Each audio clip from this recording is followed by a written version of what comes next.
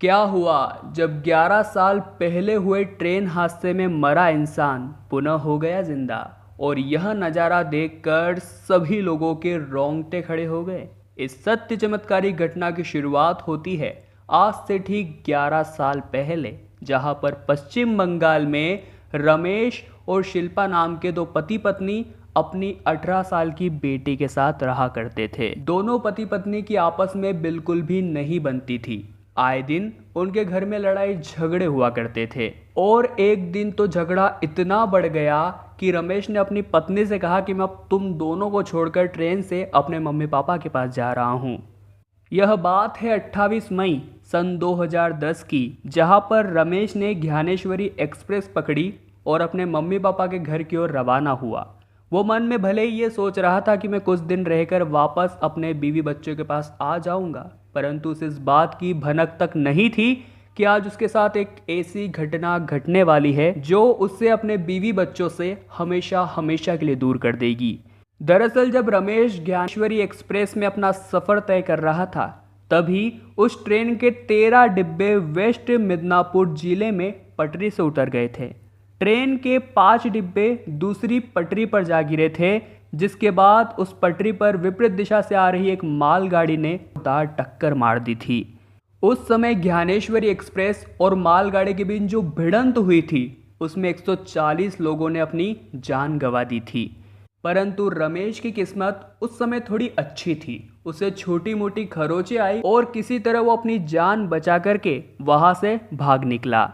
परंतु उस समय भी वो अपनी बीवी से बहुत नाराज था, तो अपने घर नहीं गया बल्कि पास ही स्थित एक हॉस्पिटल में खुद को एडमिट करवा दिया। और जब इधर रमेश की पत्नी और उसकी बेटी को यह खबर पता चली कि ज्ञानेश्वरी एक्सप्रेस का एक्सीडेंट हो गया है, तब उनके होश उड़ गए।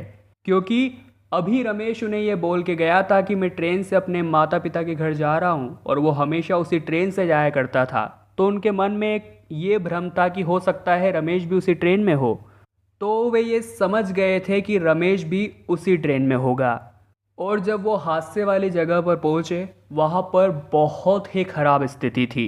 किसी के हाथ पांव अलग थे तो किसी का सर अलग था। वहां पर स्थिति वाकई में दयनीय थी और इंसान अपनों की पहचान तक नहीं कर पा रहा था।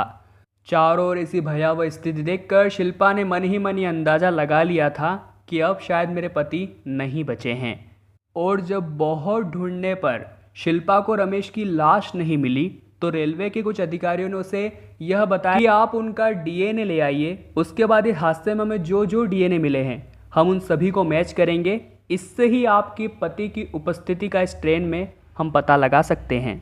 और जब रमेश का डीएनए हादसे में मिले हुए डीएनए से मैच किया गया, तो वे दोनों समान आए थे। हो सकता है कुछ खून की बूंदें रमेश की वहाँ चोट के दौरान गिरी हो, परंतु अब सबको यही लग रहा था कि उस ट्रेन हादसे में रमेश भी मारा गया है। परंतु रमेश तो वही पास ही स्थित एक हॉस्पिटल में एडमिट था। अगले दिन जब उसे होश आया और उसने अखबार पढ़ा, तो उसे पता चला कि कल जो रेल हादसा हुआ था उसमें 140 लोगों की मृत्यु हो गई और मृतकों के नाम में उसका नाम भी शामिल था। उसने एक और खबर नीचे पढ़ी जिसमें लिखा था, जिन भी लोगों की इस ट्रेन हादसे में मृत्यु हुई है उसके परिवार को 4 से 5 लाख का मुआवजा और एक सरकारी नौकरी उसके बेटे या बेटी को दी जाएगी। उस समय रमेश को यह एहसास हुआ कि यूं तो जिंदगी भर में कभी अपनी बीवी और बेटी के काम नहीं आ सका हूं, परंतु अब ये मेरे पास मौका है। शायद इस वजह से मेरी बेटी का भविष्य सुरक्षित हो जाए। उसके बाद रमेश ने एक बहुत ही कठोर निर्णय लिया, जिसके बारे में सुनकर आपके भी होश उड़ जाएंगे। उसने सोचा कि आज के बाद मैं अपने परिवार से कभी भी नहीं मिलूंगा और दूर स्थित जाकर कहीं पर बस जाऊंगा। और ऐसे ही उसके बाद दिन बीतते गए और रमेश ठिकाना ढूंढते ढूंढते ऋषिकेश जा पहुंचा। वो वहीं पर अपना जीवन यापन करने लगा, नाव चलाकर। और इधर रमेश की पत्नी के घर में कुछ खुशहाली आ गई थी, क्योंकि घर में कुछ पैसे आ गए थे। साथ ही में बेटी की सरकारी नौकरी लग गई थी रेलवे में, जिस वजह से उनकी दिनचर्या बहुत अच्छी हो गई थी। परंतु उन्हें अंदाजा नहीं था उनके सुख के पीछे रमेश का कितना बड़ा बलिदान था।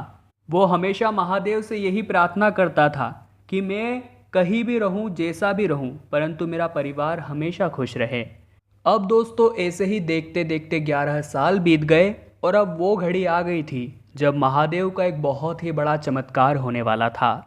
अब जो डीएनए मैच हुआ था, उस आधार पर रेलवे के कुछ कर्मचारियों ने और पुलिस वालों ने रमेश की वाइफ शिल्पा को कुछ अस्थियां दे दी थी। शिल्पा ने 11 साल बाद ये सोचा कि क्यों ना अब इसे मैं ऋषिकेश जाकर गंगा जी में प्रवाहित कराती हूँ, और वो अपनी बेटी के साथ में ऋषिकेश के लिए रवाना हुई। उन्हें इस बात का अंदाज़ा नहीं था कि आज जो उनके साथ होने वाला है उससे उनके पैरों तले ज़मीन खिसक जाएगी। परंतु जब वे ऋषिकेश पहुँचे तो उन्होंने सबसे पहले गंगा नदी में जाने के लिए एक नाव वाले को ढूंढा, और उन्होंने जब नाव वाले को आवाज़ लगाई और जब वो पलटा तो उसका चेहरा देखकर दोनों माँ बेटियों के होश उड़ गए, क्योंकि दोस्तों वो रमेश था और अब ये दोनों एक दूसरे के आमने सामने थे और शिल्पा के हाथ में रमेश की अस्थियाँ थी। वाकई में यह नज़ारा कुछ ऐसा था जो असमंजस से भरा हुआ था। उस समय रमेश ने अपनी बीवी और बेटी को मानने से इनकार कर दिया कि आप झूठ बोल रही हैं, परंतु जैसे तैसे करके बीवी ने अपनी चला ही ली और रमेश ने सब सच उगल दिया। और जब रमेश ने बताया कि मैंने इस वजह से ये सब नाटक किया है, तो उसकी बीवी और उसकी बेटी को उस पर बहुत ही ज़्यादा गर्व हुआ।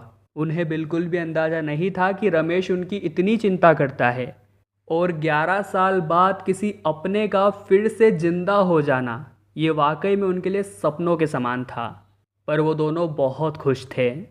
हालांकि दोस्तों रमेश अब भी ऋषिकेश में ही रहते हैं, वहीं पर नौका चलाते हैं। कभी कभी उनकी बेटी और उनकी बीवी उनसे मिलने आ जाया करती है, भले ही किसी भी रूप में, परंतु महादेव ने एक बिछड़े हुए परिवार को पुनः आपस में मिलवा ही दिया। और इसे ही तो कहते हैं महादेव का साक्षात चमत्कार। आप भी इस घटना के बारे में आपकी जो भी राय बनती है, जो भी प्रश्न बनता है, या आपको ये घटना प्रभावित करती है, तो वीडियो को लाइक करके कमेंट बॉक्स में आप कुछ न कुछ जरूर लिख कर जाइएगा। साथ ही में चैनल को सब्सक्राइब जरूर कीजिएगा ताकि आपको हमेशा ऐसी वीडियोस मिलते रहे। अभी के लिए आप सभी महादेव के भक्तों को हर हर महादेव।